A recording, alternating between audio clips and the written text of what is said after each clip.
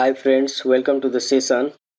So previously we saw React without JSX. So now in this lesson, in this session, we will see how class names and class CSS attribute differ in React. So for that I will just make it JSX again. I will just uncomment this comment and I will just render out app in here. So in HTML, what we do is while giving some CSS class to certain element, we directly write class is equal to something, right?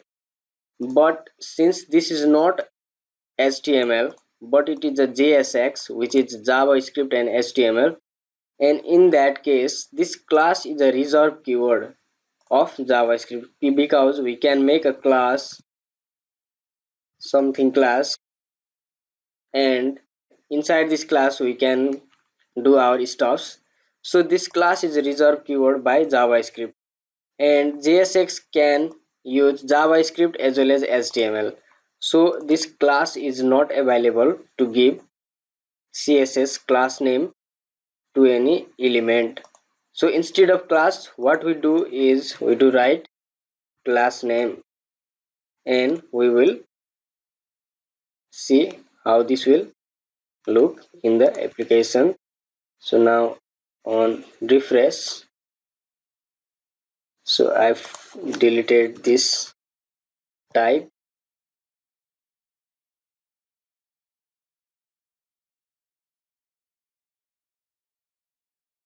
So on refresh it worked.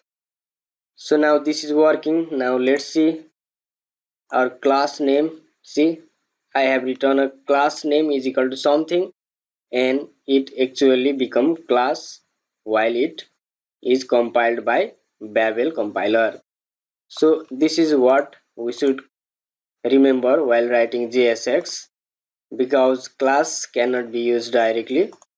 And this much for this session now. So in another session we will see more restrictions there is in writing a JSX.